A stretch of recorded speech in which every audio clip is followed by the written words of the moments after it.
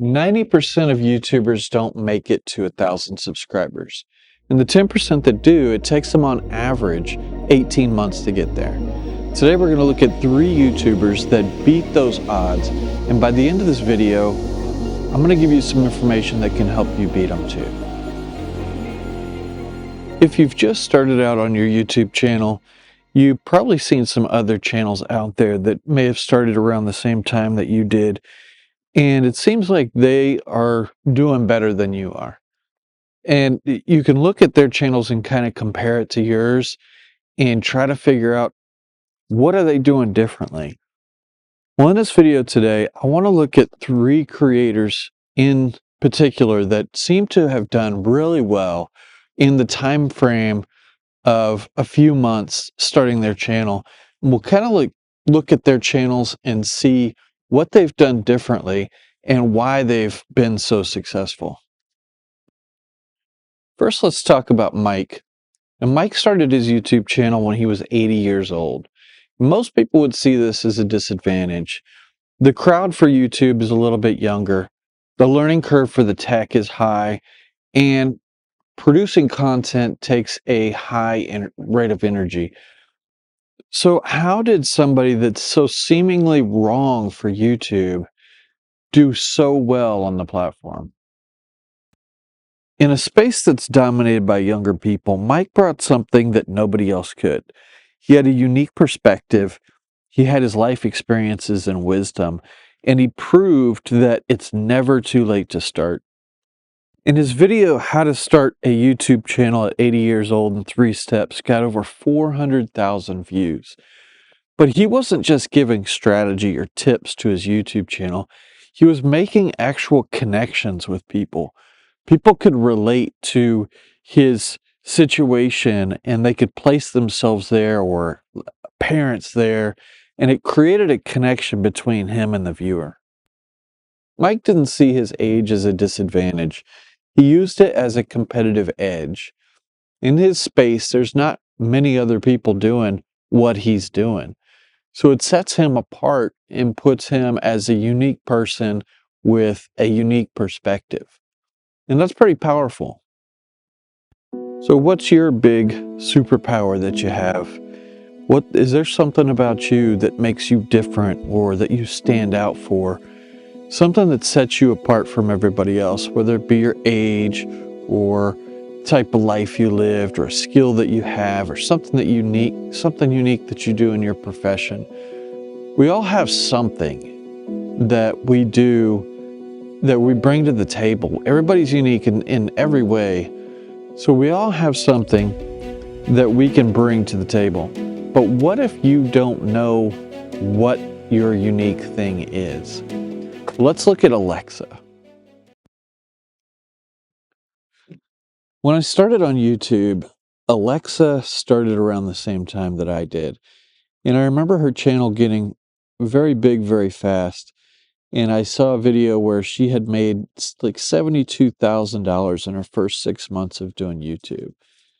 This set her apart, put her in a different place, and made a lot of people think that YouTube can do a lot more than just the ad revenue, and it changed a lot of people's minds on it.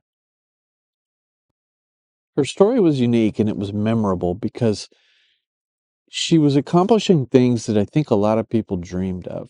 A lot of people put themselves in her shoes and wanted to follow her journey and see her do well. And she was kind of the underdog because she had this story where she had to meet this certain criteria to feed her family and to survive. And it created a lot of stakes in the game. It created a lot of, if she wasn't successful, then she had a lot to lose. So it made her story even more intriguing.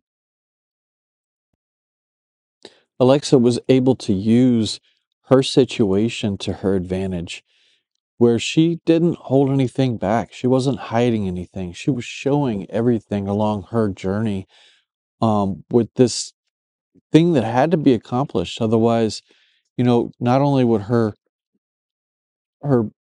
channel would fail, but her family would suffer.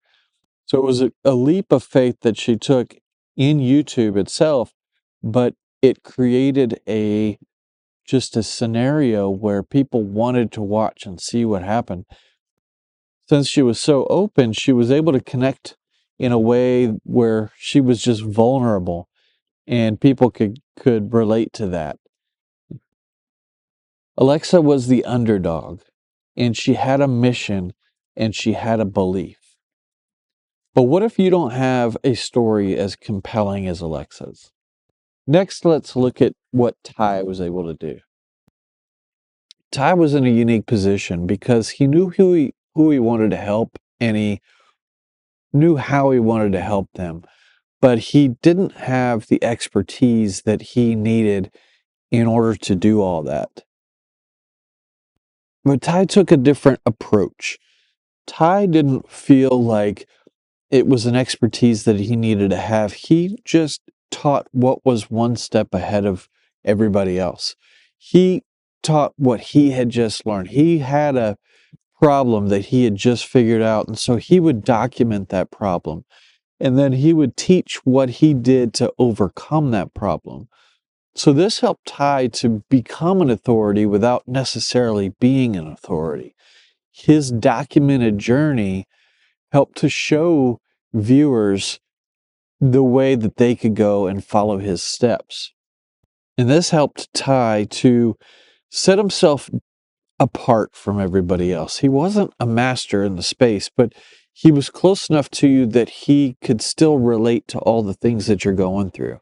He had just gone through these things, so he has the ability to see exactly where people need help. And he was able to gain his following this way. So looking at these three creators, we can see that everybody that we've looked at have something special, something unique about them. And they were able to use that in order to grow their YouTube channels. If you're looking for that unique thing and you haven't found it yet, just start by identifying who you want to talk to, what your goal or your purpose is with your channel, and see how you can use some of your unique abilities or unique styles or just things about you that nobody else has, or maybe others have, but that you can use to your advantage.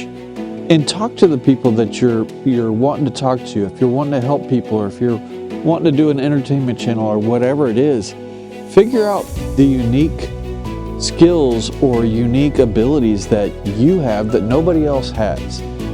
There's an audience out there for everybody, I believe. And so you just need to figure out how you can find yourself to share with others. And if you're struggling with YouTube, you're not alone. I was on YouTube for over a year with less than 200 subscribers. Check out this video right here where I talk about my journey.